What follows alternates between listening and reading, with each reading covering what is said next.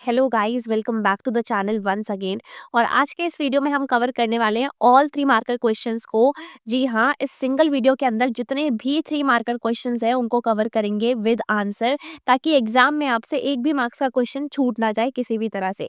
तो ये वीडियो बहुत ज़्यादा इंपॉर्टेंट होने वाला है आपके लिए, इसीलिए इस वीडियो को बिना स्किप किए लास्ट तक ध्यान से देखना। कोई सा भी क्वेश्चन आपके एग्जाम में इनसे डायरेक्टली पूछा जा सकता है और बहुत ज़्यादा इंपॉर्टेंट ये सारे के सारे क्वेश्चन आंसर्स हैं।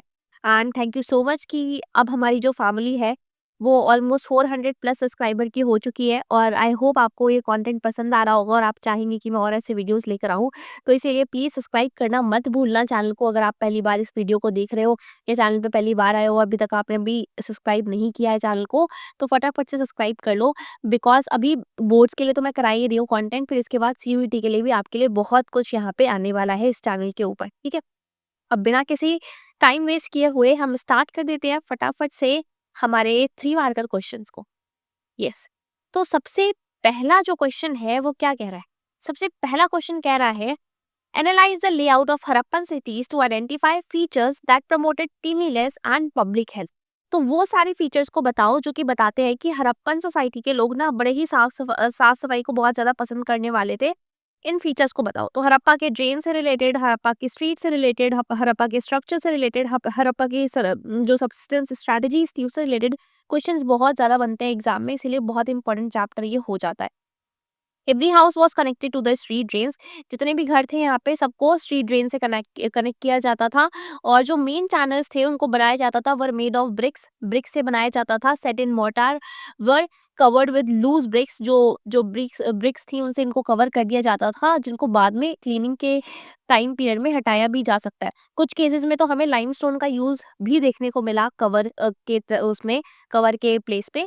और जो हाउस ड्रेन्स थे उनको पहले खाली किया जाता था, किसमें, इनटू अ सम्प और cesspit into which solid matter settled while waste water flowed out into the street drains. तो जो जितना भी सॉलिड वेस्ट रहता था वो एक जगह जमा हो जाता था और बाकी जितना भी था वो सारा फ्लो आउट हो जाता था। बहुत ही ज्यादा लॉन्ग ड्रेनेज चैनल्स हमें देखने को मिलते हैं यहाँ पे, जिस जो इंटरवल्स पे बने हुए थे डिफरेंट इंटरवल्स पे, जिससे क्लीनिंग का प्रोसेस बहुत आसान हो जाता था। ड्रेन्स को और स्ट्रीट्स को 90 डिग्री के एंगल पे बनाया जाता था, इंटरसेक्ट करती थी ये। और जितने भी घर से कनेक्टेड होते थे ड्रेन्स, वो सारे के सारे ड्रेन्स जाकर एक बड़े ड्रेन में जाकर एम्प्टी हो जाते थे, जिससे क्लीन रहता था पूरा का पूरा एरिया, ठीक है। नेक्स्ट क्वेश्चन क्या कह रहा है भाई? अब ये जो हम 3 मार्कर क्वेश्चन कर रहे हैं, इसमें मैंने जैसे आपको स्टार्टिंग से ही बताया, अगर क्वेश्चन कहता है कि 3 मार्कर है तो आप वहाँ पे 4 पॉइंट्स लिख कर आओ। अगर क्वेश्चन कहता है कि भाई 2 मार्कर है तो वहाँ पे आप 3 पॉइंट्स लिख कर आओ। अगर क्वेश्चन कहता है कि 8 मार्कर है तो वहाँ पे आप 10 पॉइंट्स लिख कर आओ। इस हिसाब से मैंने आपको अभी तक जितने भी क्वेश्चन कराए हैं उनके आंसर्स भी उसी अकॉर्डिंग करवाए हैं, तो आप भी उसी अकॉर्डिंग उसके आंसर्स को अटेम्प्ट करके आना।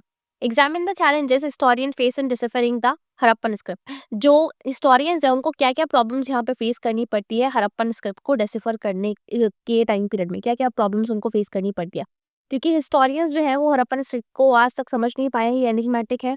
They have found that Harappan inscriptions जो है वो काफी शॉर्ट है और लॉन्गेस्ट कंटेनिंग अबाउट 26 साइंस, मतलब ज्यादा से ज्यादा इनमें 26 साइंस जो थे वो प्रेजेंट थे।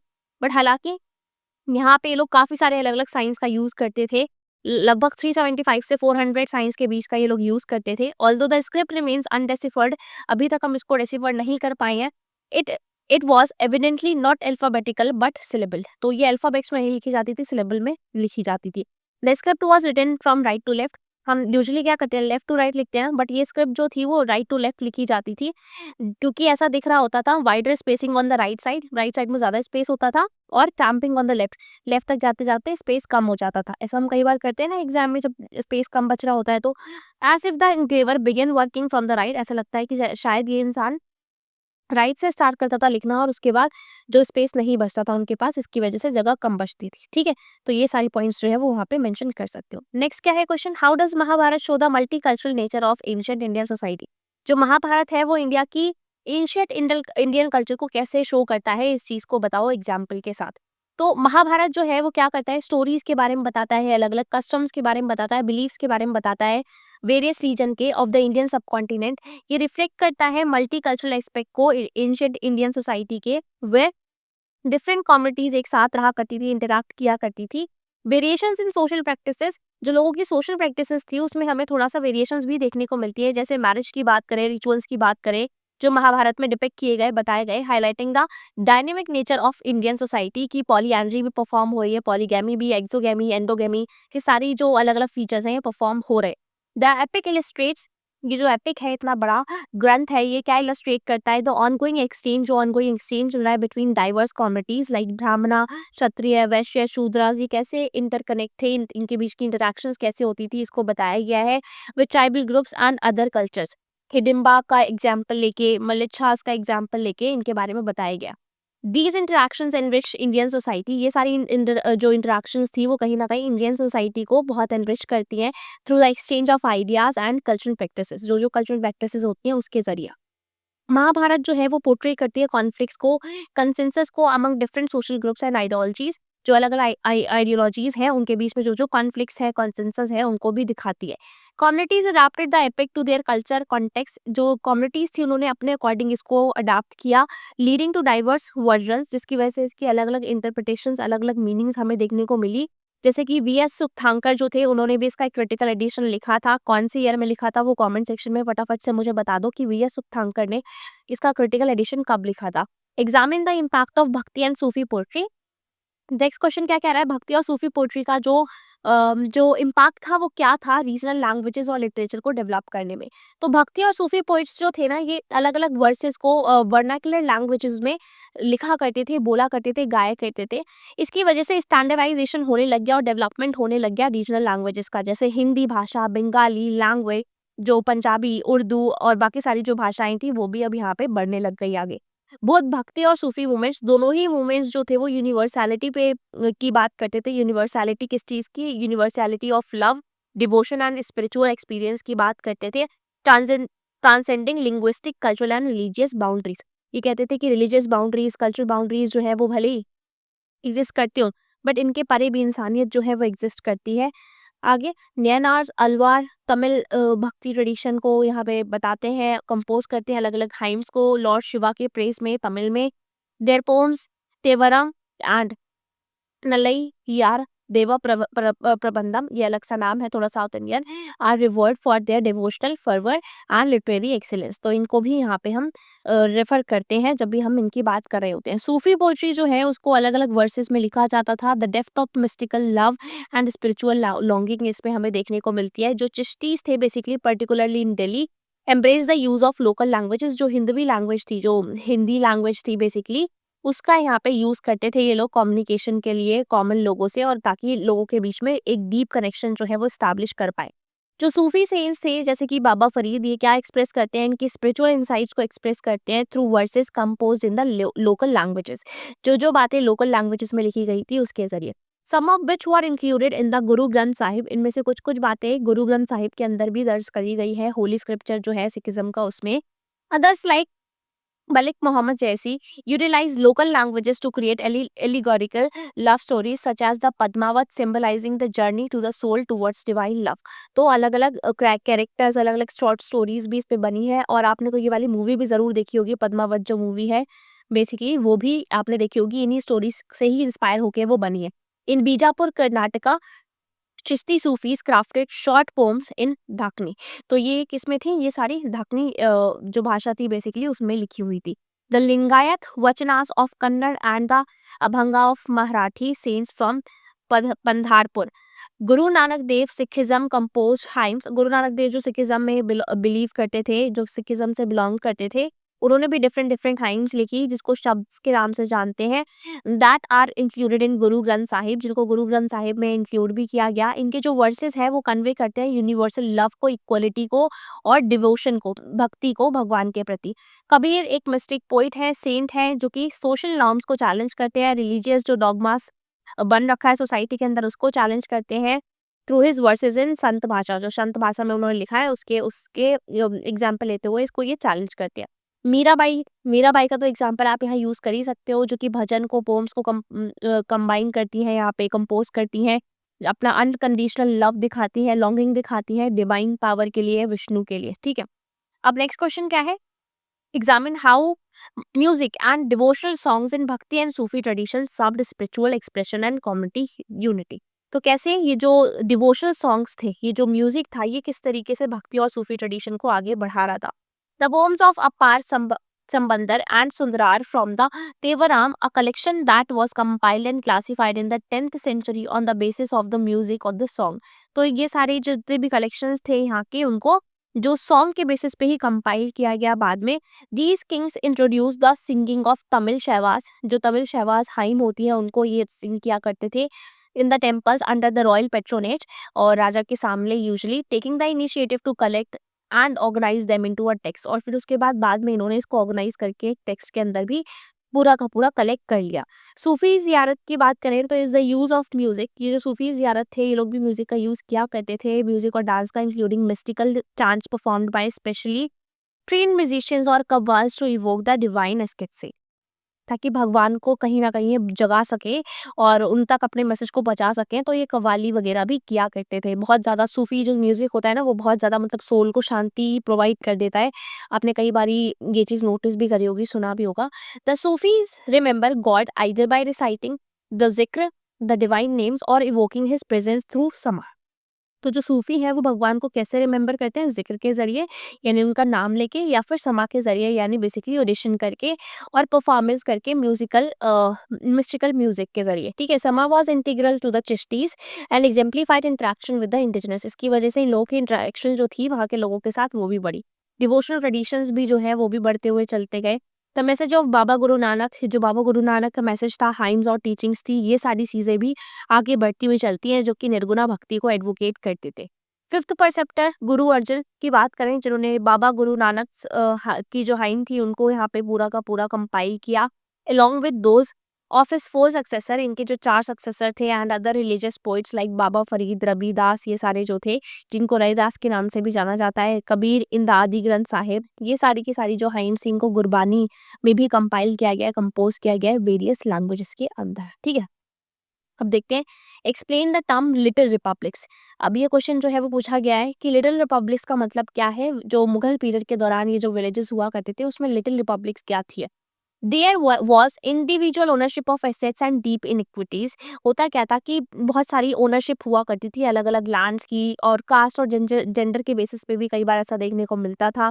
A group of powerful individuals, कुछ ऐसे लोग जो कि बहुत पावरफुल थे इस टाइम पीरियड में विलेज में, और जो वीकर सेक्शंस को एक्सप्लॉइट किया करते थे, वही ज्यादातर यहाँ पे क्या करते थे, जस्टिस भी यहाँ पे डिलीवर करते थे. Most importantly, a cash nexus had already developed through the trade between villages and towns. Villages और टाउन्स के बीच में ये जो पूरा नेक्सस था, ये जो कैश नेक्सस था, इसको डेवलप किया गया. In the Mughal heartland too revenue was assessed and collected in cash. Mughal empire में भी क्या होता था, यहाँ पे भी कैश में ही अकबर प्रेफर करता था कलेक्शन को. आर्टिसंस जितने भी प्रोड्यूस कर रहे होते थे एक्सपोर्ट मार्केट को, for example weavers, in receive their advances और वेजेस इन कैश. इनको भी कैश में ही पे किया जाता था. As it producers of commercial products, जैसे कि कमर्शियल प्रोडक्ट्स के जो प्रोड्यूसर होते हैं वो प्रोवाइड करते हैं कॉटन, सिल्क और इंडिगो के. ठीक है. उसी तरीके से ये भी ऐसे ही प्रोवाइड करते थे यहाँ पे. उसके बाद नेक्स्ट क्वेश्चन क्या है, analyse the rise of jotedars and their significance in the rural Bengal during the 18th century. 18th century के दौरान जो जोतेदार्स थे, इनकी क्या सिग्निफिकेंस थी, इनका राइज कैसे होता है, इसके बारे में बताओ. During the late 18th century, while many zamindars face crisis, इस टाइम पीरियड में जब बहुत सारे जमींदार क्राइसिस फेस कर रहे थे, तो कुछ ग्रुप ऑफ अफ्लुएंट पीजेंट्स जो थे, जिनको जोतेदार्स के नाम से जाना जाता था, ये लोग यहाँ पे आ रहे थे, ये लोग पावर में राइज कर रहे थे विलेजेस में. Jotedar had amassed extensive land holdings. इनके पास भी बहुत सारी लैंड होल्डिंग्स हुआ करती थी, sometimes spending several thousand acres, कई बार तो बहुत एकड़ जमीन इनके पास हुआ करती थी. जोतेदार जो थे वो क्या करते थे, वील्डेड सिग्निफिकेंट इन्फ्लुएंस. इन्होंने बहुत इन्फ्लुएंस बना लिया था लोकल ट्रेड और मनी लेंडिंग में अपना. एक्सर्टिंग इमेंस कंट्रोल, इन्होंने पुअर कल्टीवेटर्स के ऊपर बहुत कंट्रोल अपना जमा लिया था. सब्सटैंशियल पोर्शन जितना था जोतेदार के लैंड का, वो इन्हीं शेयर क्रॉपर्स के द्वारा, जिनको अधियार्स या फिर बरगादार्स बोलते हैं, इनके द्वारा ही यहाँ पे कल्टीवेट किया जाता था, जो इनकी फील्ड में काम करते थे और साथ के साथ अपनी फील्ड पे भी कई बार काम किया करते थे. And surrendered half the produce to the jotedars after harvest. तो हार्वेस्ट के बाद आधी प्रोड्यूस इनके नाम करके जाते थे. अनलाइक जमींदार, ये जमींदार की तरह नहीं थे, who often resided in urban areas, जो कि अर्बन एरियाज में रहा करते थे जमींदार. ये लोग टाउन में ही, मतलब बेसिकली विलेजेस में ही रहा करते थे, जिसकी वजह से डायरेक्ट कंट्रोल अपना इन लोगों के ऊपर, रूरल पॉपुलेशन के ऊपर रख पाते थे.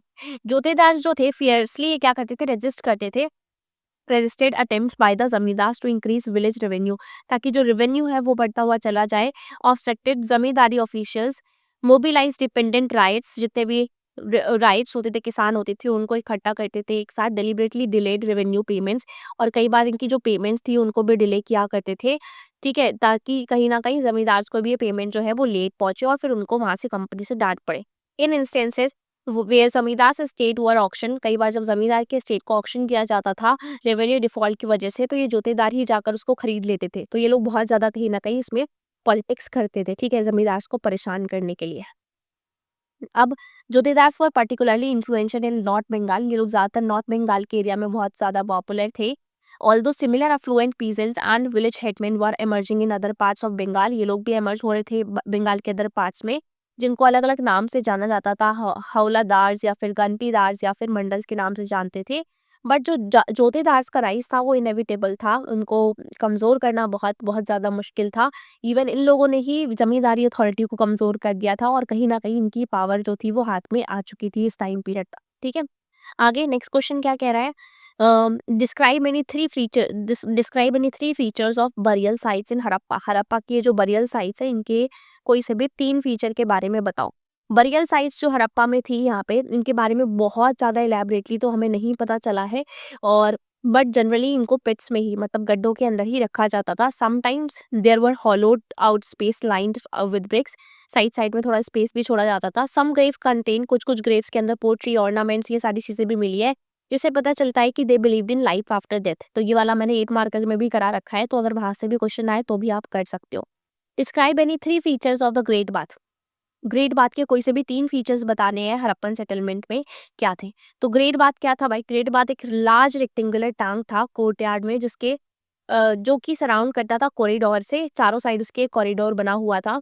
There were 2 flights of step, दो दो ऊपर जाने के रास्ते थे, 2 तरफ से सीढ़ियां बनी हुई थी on the north and south, जो कि कहीं न कहीं टांग से ही मतलब जो जुड़ी हुई थी, which was made water tight bye settling brick on it and using a mortar of gypsum. तो इसका यूज़ करके इन्होंने इसको पक्का करके बना रखा था। देयर वर रूम्स, 3 साइड में यहाँ पे रूम बने हुए थे, in one of which was the large well, जिसमें से एक में तो काफ़ी बड़ा कुआँ भी था। Water from the tank flowed into a huge drain, जो वाटर था टैंक में वो एक ह्यूज ड्रेन के ज़रिए यहाँ पे आता था। Across a lane to the north lay a smaller building with 8 bathrooms, वहाँ पे 8 bathrooms जो थे वो बने हुए थे, 4 on each side of a corridor which raised from each bathroom connecting to a drain that ran along the corridor। तो ये यूनिकनेस जो है वो स्ट्रक्चर की ये दिखाती है कि शायद ये लोग किसी स्पेशल रिचुअल बात के लिए इस ग्रेट बात को यूज किया करते थे, ठीक है? तो ये पॉइंट्स वहाँ पे आप बता सकते हो। आगे क्या है question? critically examine the limitations of the inscriptional evidence in understanding political and economic history of India। Economic history और पॉलिटिकल हिस्ट्री इंडिया की समझो और बताओ कि इंस्क्रिप्शनल एविडेंस जो है वो क्या है। Although several thousand inscriptions have been discover, बहुत सारे इंस्क्रिप्शंस को इंडिया के अंदर डिस्कवर किया गया है, बट क्या सबको डिसिफर कर पाए हम? क्या सबको पब्लिश कर पाए? क्या सबको ट्रांसलेट कर पाए? हड़प्पा का ही एग्जाम्पल हम लोग नहीं कर पाए ना। Many more inscriptions must have existed, और जितने हमें इंस्क्रिप्शन मिले हैं उनसे भी कई ज़्यादा एग्जिस्ट करते रहे होंगे, जो कि टाइम की वजह से शायद वो एग्जिस्ट नहीं कर पाए प्रॉपर तरीके से। The content of inscriptions almost invariably projects the perspective of the person. तो दिक्कत क्या है इनके साथ? जो इंस्क्रिप्शंस होते हैं कि जो जिस भी इंसान के द्वारा वो इंस्क्रिप्शन बनवाए गए हैं, उनका ही पर्सपेक्टिव वो दिखाते हैं, बाकी लोगों का पर्सपेक्टिव नहीं। जो रूटीन एग्रीकल्चर प्रैक्टिस हुआ करती थी, जो लोगों के दुख दर्द थे, उन सबको कुछ को नहीं दिखाते हैं, किसी भी चीज़ को यहाँ पे नहीं दिखाते हैं। ये मेनली उसी इंसान के बारे में दिखाते हैं जिसके द्वारा ये चीज़ें लिखवाई गई थी। From the mid 20th century onwards issues such as economic change जो आ रहा था इस समाज में, and the ways in which different social groups यहाँ पे एमर्ज हो रहे थे, have assumed far more importance, इनको बहुत इंपॉर्टेंस मिलती हुई चली जा रही थी for the historians, which led to fresh investigation of old sources and development of new strategies of analysis। तो इन्होंने बहुत सारी नई नई स्ट्रैटेजीज अपनाई ताकि एनालिसिस अच्छे तरीके से कर पाएंगे। दस the inscriptions had limitations, but inscription की कुछ ना कुछ तो लिमिटेशंस होती ही हैं, वो हमें पॉलिटिकल और इकोनॉमिक हिस्ट्री के बारे में तो बता पाती हैं, बट जो नॉर्मल लाइफ है लोगों की, ऑर्डिनरी पीपल की जो लाइफ है उसके बारे में नहीं बता पाती। जो कंटेंट डिस्क्रिप्शन के अंदर प्रेजेंट होता है वो इनवेरिएबली उसी इंसान का पर्सपेक्टिव यहाँ पे शो करता है और ये बाकी सारी चीज़ों को शो नहीं करता है, ठीक है। India had unique system of communication during the 14th century, examine the statement made by Ibn Battuta. तो इंडिया में ना एक बहुत ही यूनिक सिस्टम चलता था कम्युनिकेशन का 14th सेंचुरी के दौरान, इस बात को यहाँ पे एग्जामिन करो। इब्न बतूता के द्वारा जो यहाँ पे बताई गई है। ठीक है, तो इब्न बतूता जो है वो क्या बताता है, ये किस तरीके से कम्युनिकेशन सिस्टम पूरा चलता था। ये जो बुक 2 की मैंने वीडियो बनाई है ना कंप्लीट, उसमें भी अच्छी तरीके से एक्सप्लेन किया है। फिर से मैं यहाँ पर बता दे रही हूँ। Ibn Battuta was amazed by the efficiency of communicative system. जो यहाँ का कम्युनिकेशन सिस्टम था उससे बहुत ज़्यादा वो एकदम शॉक्ड हो जाता है और वो सोचता है कि भाई इतना अच्छा कम्युनिकेशन सिस्टम ये कैसे यहाँ पे यूज़ कर सकते थे, वो भी 14th सेंचुरी के टाइम पीरियड में। वो बताता है कि कैसे पोस्टल सिस्टम यहाँ पे मर्चेंट्स जो थे उनको अलाउ करता था कि वो इन्फॉर्मेशन जो है वो सेंड कर सकें, और even pyramid traded across long distance, की दूर-दराज के इलाके तक भी जो पैसे-वैसे भी पहुँचाने हैं वो भी पहुँचा सके। इवन सामान भी अगर शॉर्ट नोटिस पे पहुँचाना है तो वो भी पहुँचा सके। इतना अच्छे तरीके से यहाँ पे ये पोस्टल सिस्टम वर्क करता था। According to him the postal system of 2 kinds in India में ना पोस्टल सिस्टम 2 तरीके का होता था। एक तो था हॉर्स पोस्ट जिसको उल्लुक बोलते थे, जो कि रॉयल हॉर्स के द्वारा स्टेशन किया जाता था शॉर्ट डिस्टेंस पे, यानी एवरी 4 माइल्स पे, याद रखना एवरी 4 माइल्स पे इसको स्टेशन किया जाता था।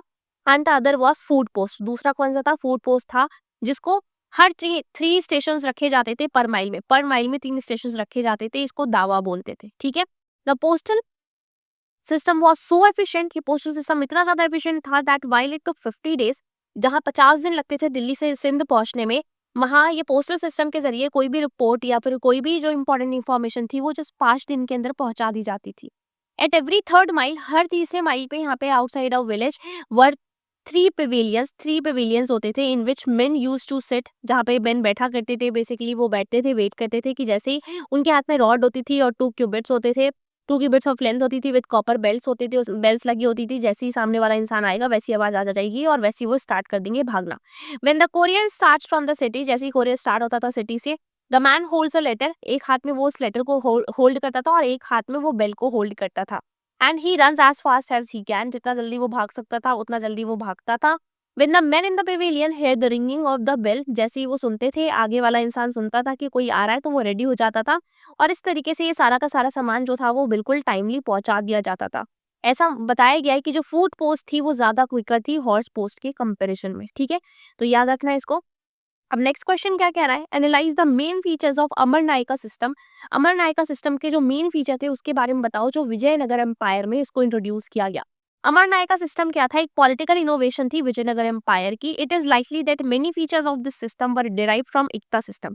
ऐसा माना जाता है कि अमरनायका सिस्टम में बहुत सारी चीजें ऐसी थी जो दिल्ली में एकता सिस्टम चलता था ना, वैसे ही यहाँ पे भी चीजें जो थी वो चलती थी। अमरनायका कौन थे? मिलिट्री कमांडर्स थे who were given territories govern by the राया। इनको टेरिटरीज दी जाती थी राया यानी राजा के जरिए गवर्न करने के लिए। ये यहाँ से टैक्स कलेक्ट करते थे और बाकी जो भी ड्यूज होते थे पीजेंट से, क्राफ्ट पर्सन से, ट्रेडर से, उस एरिया में कलेक्ट किया करते थे। ये इन इन पूरे एरिया के का जो भी रेवेन्यू का जो मतलब होल्डिंग होती थी या फिर जो भी अकाउंटेबिलिटी होती थी वो इनके पास होती थी, और for personal use and for maintaining a separated contingent of horses and elephants. और ये इस रेवेन्यू को यूज भी क्या करते थे अपने पर्सनल यूज के लिए भी, और ये जो हॉर्सेज एंड एलिफेंट्स है इनको मेंटेन करने के लिए भी यूज किया करते थे। These contingents provide Vijayanagara kings with an effective fighting force. इससे क्या होता था, इनके पास जब एक मिलिट्री फोर्स भी बन जाती थी, जब अमरनायकास के पास खुद की मिलिट्री फोर्स थी, तो राजा को जब भी जरूरत पड़ती थी तो ये लोग भी इनके पास चले जाते थे ये अपनी मिलिट्री फोर्स को लेकर। इससे राजा जो था वो पूरे सदर्न इंडिया पे कंट्रोल अपना एस्टैब्लिश कर पाया। Some of the revenue was also used, कुछ और रेवेन्यू भी यूज किए गए यहाँ पे टेम्पल्स को मेंटेन करने के लिए और इरिगेशन वर्क के लिए भी, ठीक है। अमरनायका सिस्टम जो था ये बेसिकली अमरनायकास जो थे वो किंग को एनुअली ट्रिब्यूट भी पे किया करते थे, पर्सनली कोर्ट में भी जाके अपीयर होते थे, उनको गिफ्ट्स वगैरह भी दिया करते थे। किंग भी ओकेजनली यहाँ पे खुद से आकर यहाँ पे देखा करता था, और अगर उसको लगता था कि भाई कुछ गड़बड़ है तो वो इनका ट्रांसफर भी एक जगह से दूसरी जगह कर देता था, ताकि उसका कंट्रोल इनके ऊपर बना रहे, ठीक। नेक्स्ट क्वेश्चन क्या है, the Burdwan auction had a strange twist and was considered as a big public event in 1797। जो बुर्दवान ऑक्शन था इसको एक बहुत बड़ा पब्लिक इवेंट माना गया। कैसे? इस बात को यहाँ पे एक्सप्लेन करो। हुआ क्या, ईस्ट इंडिया कंपनी ने ना एक फिक्स्ड रेवेन्यू सेट कर रखा था that each zamindar in their territory had to pay. बोला कि भाई इतना तो पैसा आपको देना ही देना पड़ेगा, चाहे क्रॉप हो या ना हो, उससे हमें मतलब नहीं है। तो जो स्टेट हुआ करता था, दो जो भी इंसान मतलब बेसिकली फेल हो जाता था ये रेवेन्यू पे करने में, उसकी जमीन को नीलाम कर दिया जाता था, ऑक्शन कर दिया जाता था। तो जो राजा था बुर्दवान का, वो ना फेल हो जाता है रेवेन्यू को पे करने में, और उसका स्टेट जो है वो ऑक्शन के लिए भेज दिया जाता है, सेंड कर दिया जाता है। सनसेट लॉ लागू होती थी जिसके जरिए सनसेट से पहले पहले उसकी जो जो लैंड थी उसको ऑक्शन कर दिया जाता था।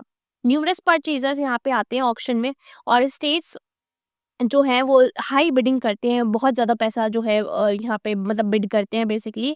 But the collector soon discovered a strange twist, but जो कलेक्टर था उसको समझ में आया कि भाई कुछ तो चल रहा है, कुछ तो गड़बड़ है इसमें।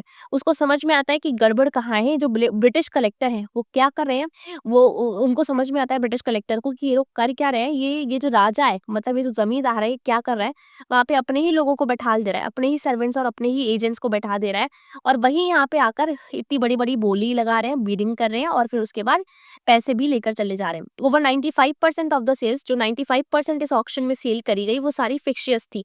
वो सारी झूठी सेल थी, वो राजा के ही लोग थे जो लेके चले गए। The Raja's estate had been publicly sold, इसको पब्लिकली सोल्ड तो किया गया, बट सारे का सारा कंट्रोल ज़मींदारी इसी के हाथ में ही रही। और ये जो इंसिडेंट था, ये अभी भी याद रखा जाता है, ये बहुत इंपॉर्टेंट इंसिडेंट है, इस पे पैसेज भी आ जाता है कई बारी, ठीक है? अब नेक्स्ट क्या है question? The relationship of the sepoys with the superior white officers underwent a significant change in the year preceding the uprising of 1857. Support the statement with the example. कि जो रिलेशनशिप थी सिपोइस की और जो सुपीरियर वाइट ऑफिसर हुआ करते थे, उसमें अब चेंजेस आ रहे थे। अब सब कुछ पहले जैसा अच्छा नहीं था, जैसे पहले ये लोग अच्छे अच्छे से रहा करते थे वैसा सब कुछ नहीं था। चेंजेस यहाँ पे आ रहे थे। तो क्या चेंजेस थे? जो रिलेशनशिप थी सिपोइस की और उनके सुपीरियर वाइट ऑफिसर की, इसमें चेंजेस आने लग गए थे अब आने वाले सालों में। 1820s में ये जो व्हाइट ऑफिसर थे, इन्होंने अपना एक पॉइंट क्लियरली बता दिया और बोला कि हम क्या करेंगे, सिर्फ वो इसके साथ ना फ्रेंडली रिलेशंस को मेंटेन करके रखेंगे। They would take part in their leisure activities, इनके साथ ये मतलब जो भी इनकी फ्री टाइम एक्टिविटीज हुआ करती थी वो इनके साथ पार्टिसिपेट भी करते थे, इसमें रेसलिंग करते थे इनके साथ, fenced with them and went out hawking with them, इनके साथ घूमने उमने भी जाते थे। Many of them were fluent in Hindustani, कुछ कुछ तो इनमें से इतनी बढ़िया हिंदुस्तानी लैंग्वेज बोलना सीख गए थे, and were familiar with the custom and culture of the country, country के कल्चर को कस्टम को सीख चुके थे ये जो ऑफिसर्स थे ये डिसिप्लिनरियन थे एंड फादर फिगर मतलब कि फादर फिगर के रोल की तरह इनको देखा जा रहा था। बट इन द 1840s ये सारी चीजें चेंज होने लगती हैं। ऑफिसर्स के अंदर ना कहीं सेंस ऑफ सुपीरियरिटी आ जाती है। वो सोचते हैं कि we are superior to Indians, और ये लोग तो हमारे साथ मतलब बैठे लायक है नहीं।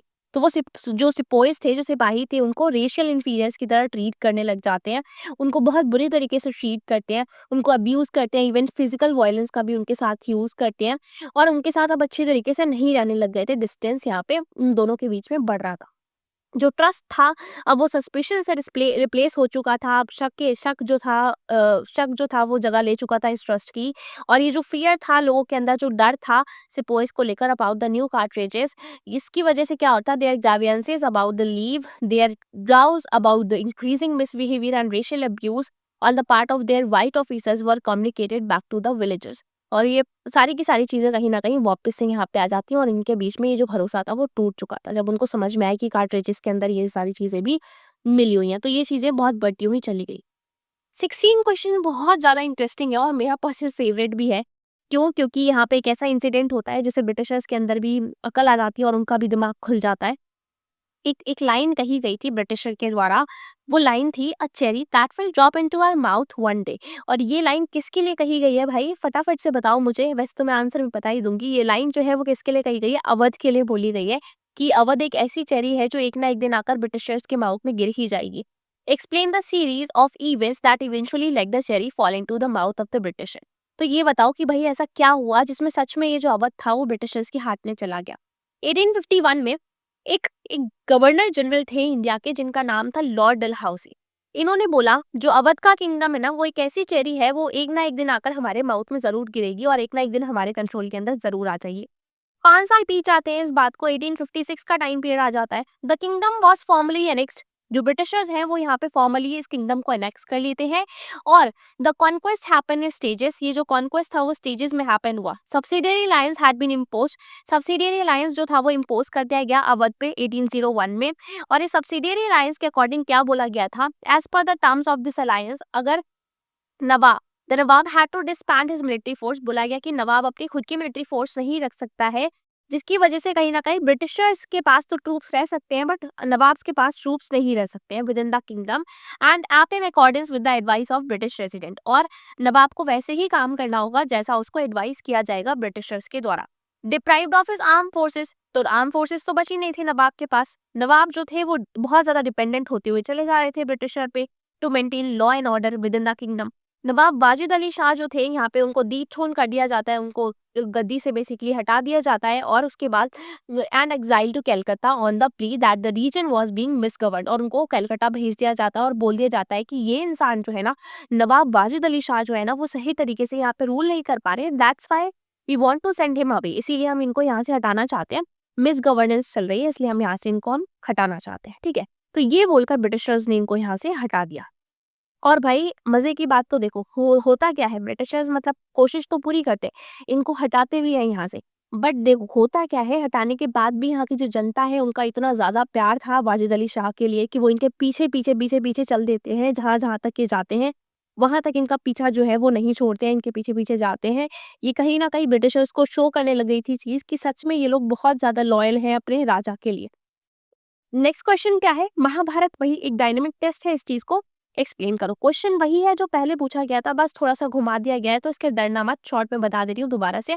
आर्ट्स वगैरह इसके अंदर परफॉर्म की गई वो सारी चीजें मेंशन करी गई है, वैरायटी ऑफ लैंग्वेजेस में इसको लिखा गया, सेवरल स्टोरीज बताई गई हैं, मलेच्छास और हिडिंबा वाली, एंड स्कल्पचरल फॉर्म में भी इसको बताया गया है, पेंटिंग्स इसकी हमें देखने को मिल जाती हैं, भगवत गीता के अंदर भी इसको मेंशन किया गया है, राइटियस पाथ ऑफ एक्शन की बात करी गई है, कर्म प्रधान होता है इसकी बात करी गई है, और रेफरेंस दिया गया है कुंती और निषादी का, ठीक है। तो ये चीजें यहाँ मेंशन कर सकते हो। नेक्स्ट क्या है भाई, analyse the role of scholars in the task of preparing the critical edition of Mahabharata. Mahabharata का क्रिटिकल एडिशन है फॉर्म करने में, जो जो जितने भी लोग थे, स्कॉलर्स थे, उनका क्या रोल था इसको बताओ।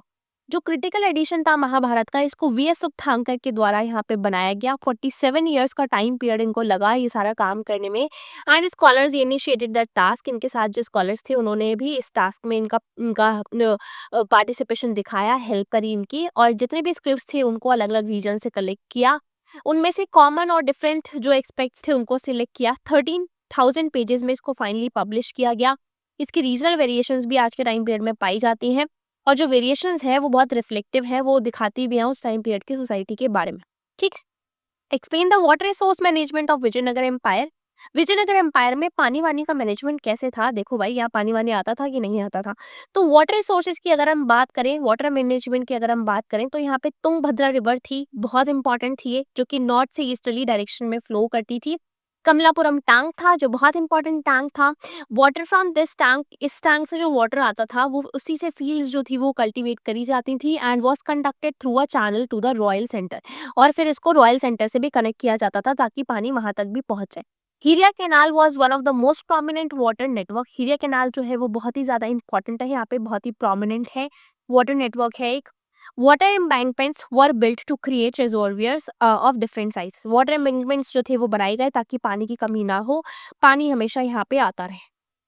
नेक्स्ट क्वेश्चन क्या है, revenue from the land was economic mainstay of the Mughal empire. जो रेवेन्यू आता था लैंड से वो बहुत इंपॉर्टेंट था, कैसे, इकोनॉमिक मेन स्टे के लिए बहुत इंपॉर्टेंट था, कैसे ये बताओ। सेम क्वेश्चन 8 मार्कर के क्वेश्चन में भी आया हुआ है प्रीवियस ईयर में, और उसमें आंसर भी मैंने आपको ऑलरेडी करवाया हुआ है, बट फिर भी यहाँ पे मैं थोड़ा बहुत आपको अभी बता देती हूँ। It was a vital for the state to create an administrative apparatus. ये बहुत जरूरी था स्टेट के लिए कि वो एक एडमिनिस्ट्रेटिव अपैरेटस क्रिएट कर पाए, एग्रीकल्चर प्रोडक्शन पे कंट्रोल दिखा पाए। अपैरेटस फॉर रेवेन्यू कलेक्टर, जो रेवेन्यू कलेक्टर था जिसको पूरी जिम्मेदारी दी जाती थी इस चीज की, उसके लिए भी बहुत जरूरी था। क्या बोलते थे उसको, ऑफिस ऑफ द दफ्तर, है ना।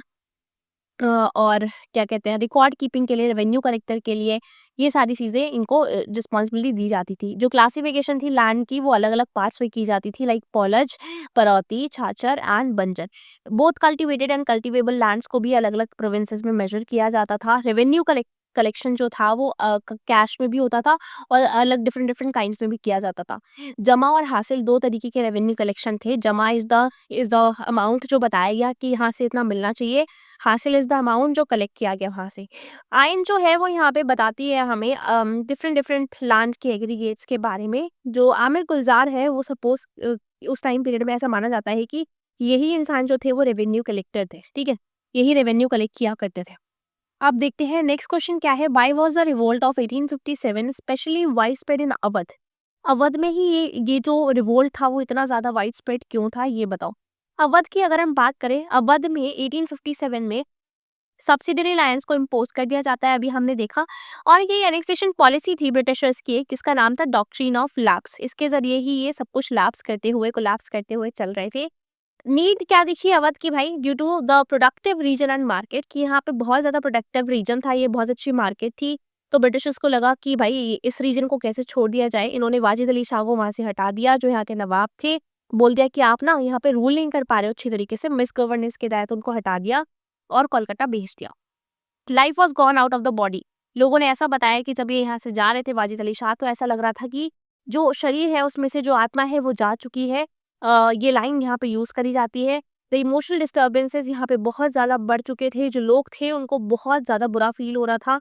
The removal of Nawab led to the dissolution of the court culture. जो पूरा कोड कल्चर था, बहुत सारे लोग जो आर्टिसंस यहाँ वर्क करते थे, उन सब की जॉब चली गई बेचारों की, वो यहाँ पे नहीं रह पाए। तो इतना अच्छा सब कुछ चल रहा था, वो सारी चीजें इन लोगों ने, ब्रिटिशर्स ने इनसे छीन ली। By take the rebellion proclamations in 1857 appeal for unity to all sections of population। तो 1857 की ये जो प्रोक्लेमेशंस है, ये सबसे यूनिटी की बात क्यों करती है, ये क्यों कहती है कि सबको यहाँ पे साथ में आना चाहिए।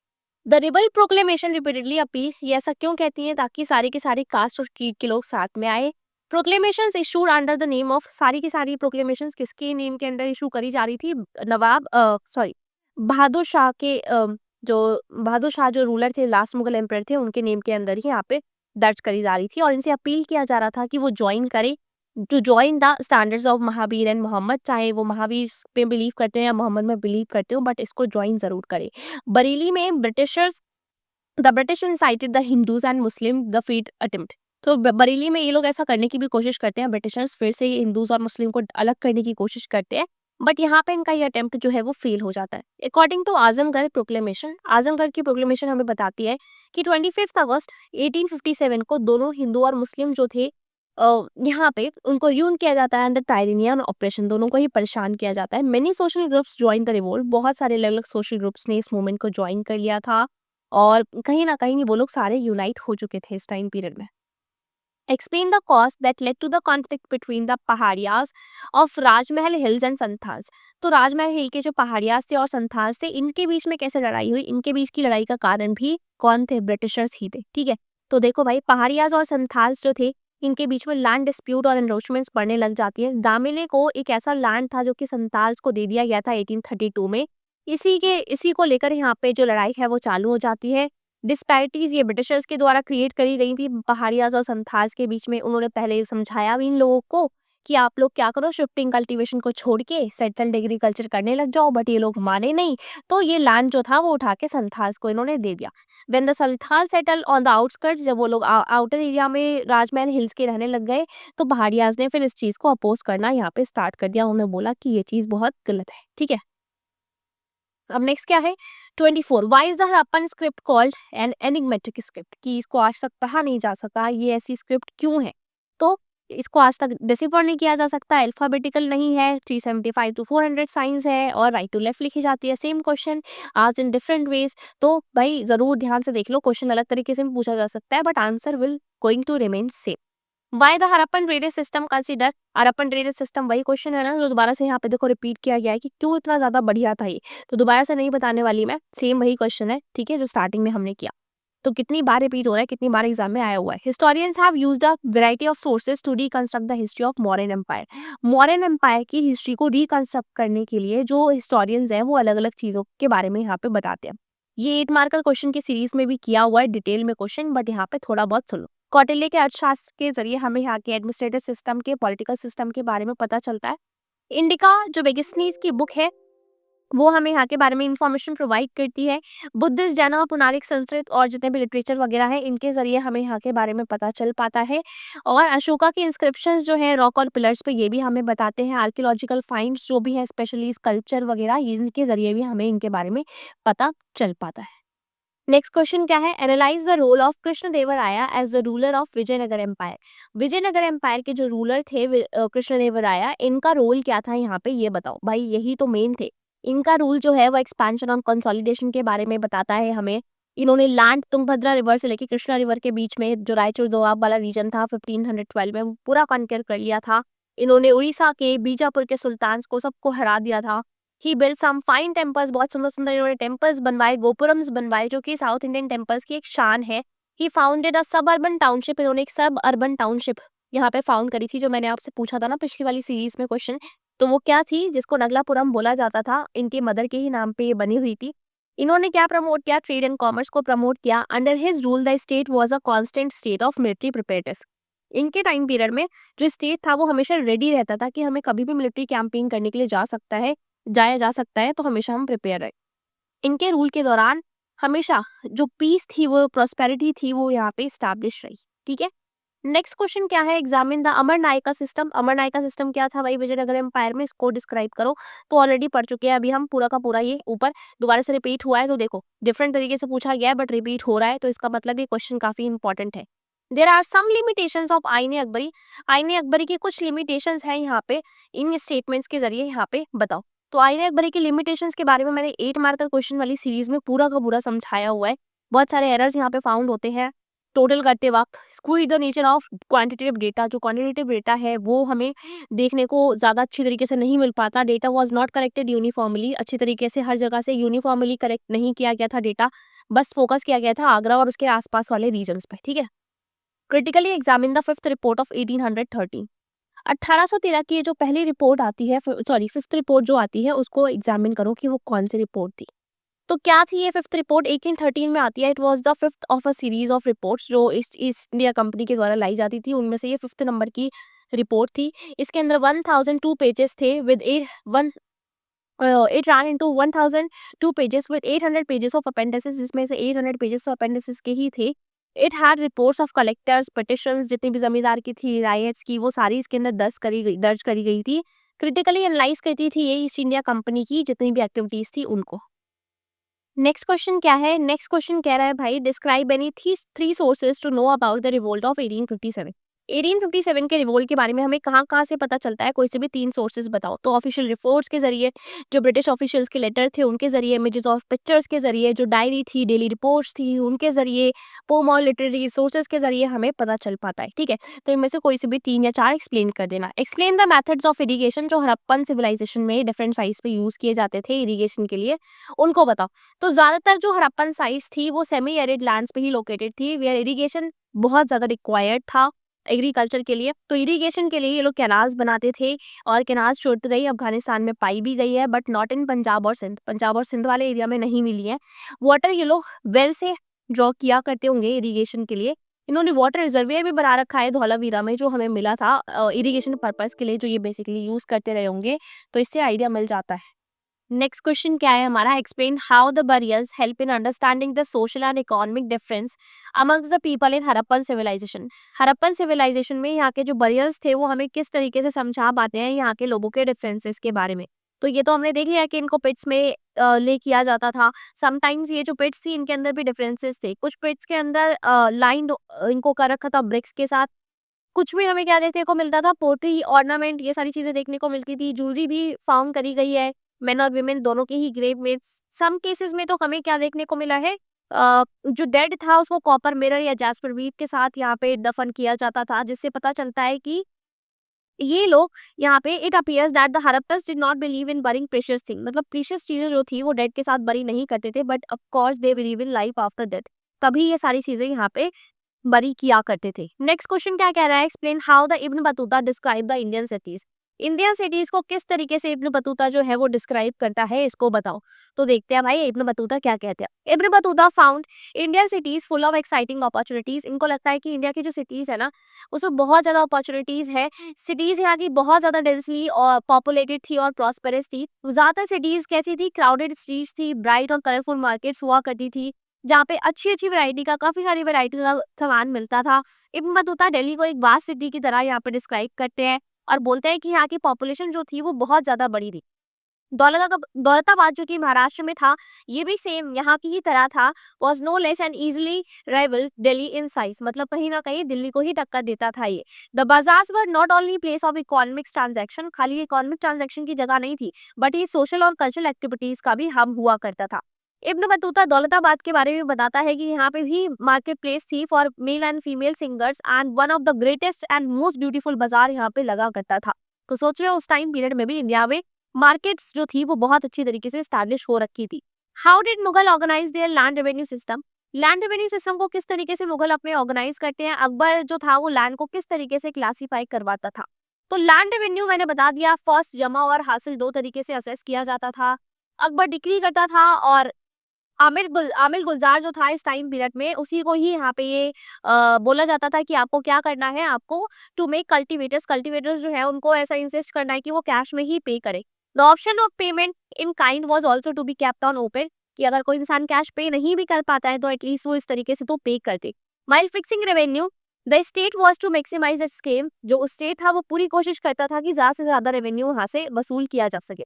कल्टीवेटेड और कल्टीवेबल लैंड्स को मेजर किया जाता था हर प्रोविंस के अंदर। पोलाच बहुत ज्यादा फर्टाइल लैंड हुआ करता था जिसमें लगभग साल में दो बार जो क्रॉप्स थी वो उगाई जा सकती थी। Annually cultivated for each crop in succession and is never allowed lie fellow, कभी भी इसको ऐसे ही खाली नहीं छोड़ा जाता था। फिर परौती वो लैंड था जिसको फर्टाइल तो था वो, बट इसको अनकल्टिवेटेड भी छोड़ा जाता था कुछ टाइम पीरियड के लिए, ताकि ये फिर से अपनी फर्टिलिटी रीगेन कर ले। और छाछल जो लैंड हुआ करता था वो लेस फर्टाइल था, इसको कम से कम 3 से 4 साल के लिए अनकल्टिवेटेड छोड़ना पड़ता था ताकि ये दोबारा से अपनी फर्टिलिटी को रीगेन कर ले।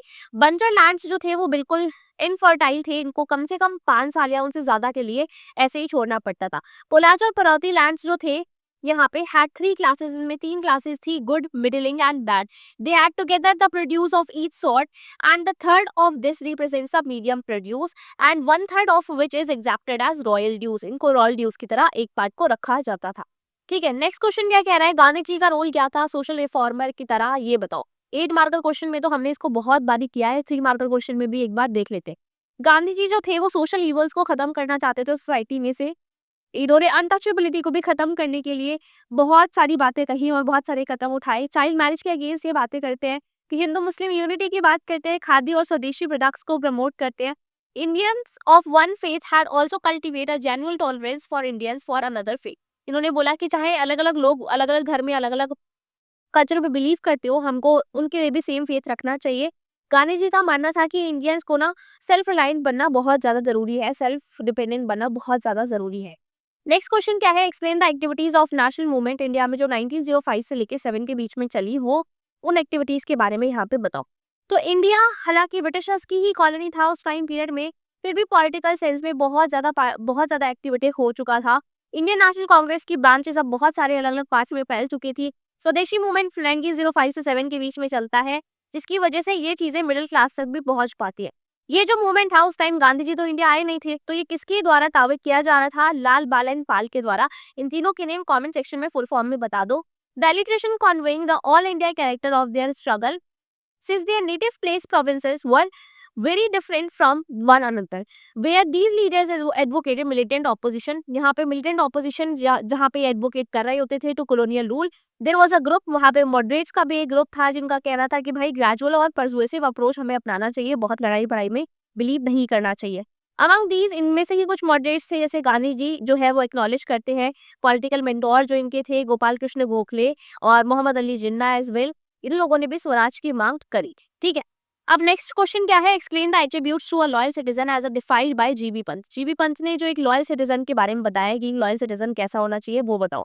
जीबी पंत का कहना था कि भाई हमें सिर्फ और सिर्फ कम्युनिटी को राइट देने पे ही फोकस नहीं करना चाहिए, बल्कि ये भी फोकस करना चाहिए टू बिकम लॉयल सिटीजन, कि हमें भाई लॉयल सिटीजन भी बनना है कम्युनिटी के लिए। One must train one self in the art of self discipline, सबसे पहले तो सेल्फ डिसिप्लिन आना बहुत जरूरी है उसके लिए। सारी लॉयल्टीज जो है वो सेंटर होती है स्टेट के। One should care less for one self but for more others, दूसरों के बारे में ज्यादा सोचना चाहिए, अपने बारे में बाकी। There can not be divided loyalty, अलग अलग डिवाइडेड लॉयल्टीज नहीं हो सकती है। If in a democracy you have rival loyalties, अगर वहाँ पे डेमोक्रेसी में सबकी अलग अलग लॉयल्टीज, उनकी अलग अलग पसंद होंगी, तो वहाँ पे डेमोक्रेसी जो है वो डूम कर जाएगी पूरी तरीके से। फिर नेक्स्ट क्वेश्चन क्या है, analyse the role of Indian Sanskritist जो वीएस उपथांकर थे, इनका क्या मानना था, इन्होंने किस तरीके से क्रिटिकल एडिशन को प्रिपेयर किया, ये बताओ। सेम क्वेश्चन है, डिफरेंट तरीके से पूछा हुआ है। 1919 में वीएस उपथांकर ने एक टीम यहाँ पे जोड़ी साथ में, जिन्होंने क्रिटिकल एडिशन जो था महाभारत का वो प्रिपेयर किया। इसमें जो संस्कृत की मैन्युस्क्रिप्ट थी उनको कलेक्ट किया गया, इनको वैरायटी ऑफ लैंग्वेजेस में लिखा गया। इसमें काफी सारे जो वर्सेस थे वो पाए गए कॉमन, और इनको बाद में 13,000 पेजेस में पब्लिश किया गया। इसमें लगभग 47 ईयर्स लग गए इस काम को करते-करते। संस्कृत वर्ज़न जो स्टोरी का है उसको हर जगह पे लगभग हमें देखने को मिला है इंडिया में। इसकी रीजनल वेरिएशंस भी देखने को मिली जिसको फुटनोट्स और अपेंडिसेस के ज़रिए ऐड किया गया। ये जो वेरिएशंस थी ये बताती है कि उस टाइम पीरियड में सोशल हिस्ट्री में जो डिफरेंसेस थे वो कैसे एग्जिस्ट करते थे। डायलॉग्स बताती हैं डोमिनेंट ट्रेडिशन के बीच में और रेजिलिएंट लोकल आइडियाज के बीच में कि प्रैक्टिसेस क्या सच में उसी तरीके से परफॉर्म करी जाती थी जैसी बातें लिखी होती थी। Why was the Persian ambassador Abdur Razzaq greatly impressed by the fortification of Vijayanagar? Vijayanagar की फोर्टिफिकेशन के बारे में अब्दुल रज़ाक बताता है कि 7 लाइंस ऑफ फोर्टिफिकेशन यहाँ पे करी गई थी और वॉल्स जो थी वो इनसर्कल थी, not only the city but also it's agriculture land and forest भी इनसर्कल थे। द आउटर मोस्ट जो वॉल थी उसको हिल सराउंडिंग एरिया जो था वो पूरा का पूरा सिटी का उससे कवर किया गया। जो मैसिव मेसनरी कंस्ट्रक्शन थी वो स्लाइटली टेपर्ड थी। कोई मोर्टार कोई सीमेंट एजेंट का यूज नहीं किया गया था कंस्ट्रक्शन के लिए। जो स्टोन ब्लॉक्स थे वो वेज शेप के थे तो आपस में ऑलरेडी सेट हो जाते थे। Inner portion of the walls was of earth packed with rouble. Square and rectangular bastions बनाए हुए थे। इस तरीके से कई बार वो किले जो होते हैं उसमें देखते नहीं वो आगे को ऐसे ऐसे करके बनाए जाते हैं जहाँ पे जो सैनिक वगैरह है फोर्स वगैरह है वो उनकी खड़ी रहती है तो इस तरीके से भी यहाँ बनाया था। It includes agriculture traps. जो एग्रीकल्चर लैंड थे वो भी यहाँ पे फर्स्ट थी तो एग्रीकल्चर लैंड्स वगैरह को ही कवर करते थे यानी एग्रीकल्चर फील्ड को गार्डन्स को और हाउसेस को कवर करते थे। एविडेंस देखने को मिलते हैं एग्रीकल्चर ट्रैप के हमें सीक्रेट सेंटर के भी और अर्बन पोर के भी। ये जो ट्रैप्स हैं वो कहीं ना कहीं केनाल सिस्टम के बारे में भी हमें बताते हैं। लार्ज ग्रीनरीज भी यहाँ पे फोर्टिफाइड एरियाज के अंदर ही प्रेजेंट थी। इलाबोरेट स्ट्रैटेजी बताती है कि किस तरीके से एग्रीकल्चर बेल्ट को प्रोटेक्ट किया जाता था। सेकेंड लाइन ऑफ फोर्टिफिकेशन भी करी गई थी इनर कोर और अर्बन कॉम्प्लेक्सेस के लिए। थर्ड लाइन जो थी वो रॉयल सेंटर को सराउंड करती थी। The buildings in the royal centre were surrounded by high walls higher walls थी। इसमें मार्केट्स और रेजिडेंशियल बिल्डिंग भी यहाँ पे प्रेजेंट थी। फोर्ट्स में वेल गार्डेड गेट्स बनाए गए थे और गेटवेज जो थे वो डिस्टिंक्टिव आर्किटेक्चरल फीचर को दर्शाते थे। गेटवेज बहुत डिफाइंड तरीके से बनाए गए थे।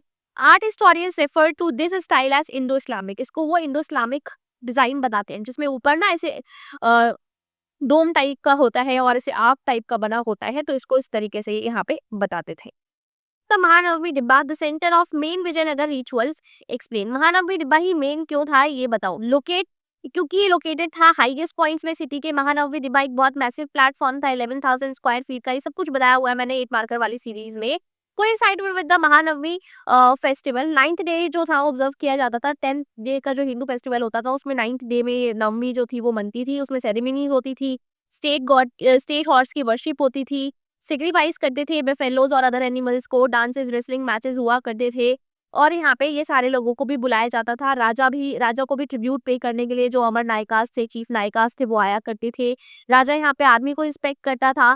नायकास इनके लिए गिफ्ट भी और ट्रिब्यूट भी लेकर आया करते थे। ठीक है, अब कुछ क्वेश्चंस यहाँ पे जो मैं आपको प्रोवाइड कर रही हूँ लास्ट में ये होमवर्क क्वेश्चंस है। इनको एक बार ट्राई करके देखना। अगर हो जाते हैं आपसे एक्सप्लेन तो अच्छी बात है। अगर नहीं कर पाते हो तो मुझे कमेंट सेक्शन में बता देना। मैं इनके आंसर्स भी आपको टेलीग्राम पे प्रोवाइड कर दूंगी पीडीएफ में। बिकॉज छोड़ के तो कुछ भी नहीं जाना है। जितने भी क्वेश्चंस बताए हैं उनको अच्छी तरीके से रिवाइज करके जाना है। ये बहुत ज्यादा इंपॉर्टेंट क्वेश्चंस है आपके लिए है। इनमें से ही क्वेश्चंस आपको एग्जाम में जरूर देखने को मिलेंगे। इसलिए अगर आपने अभी तक बिल्कुल भी अच्छी तरीके से पढ़ाई नहीं भी करी है या फिर थोड़ी बहुत करी है और अभी भी थोड़ा सा डाउट है कि पता नहीं कैसा रिजल्ट हो सकता है अगर हम नहीं पढ़ते हैं तो इन इन वीडियोस के जरिए अच्छे से रिवाइज कर लो। सारा का सारा जो काम है वो आपका इसमें से कंप्लीट हो जाएगा और कोई भी प्रॉब्लम आप फेस नहीं करोगे एग्जाम में। बहुत अच्छा एग्जाम करके आओगे। बस इन सारी सीरीज को फॉलो करके चले जाना, अच्छी तरीके से कंप्लीट करके चले जाना। I hope you like this video. Thank you so much for watching this video and channel को सब्सक्राइब करना बिल्कुल भी मत भूलना ताकि मैं ऐसी ही और वीडियोस आपके लिए लेकर आती हूँ।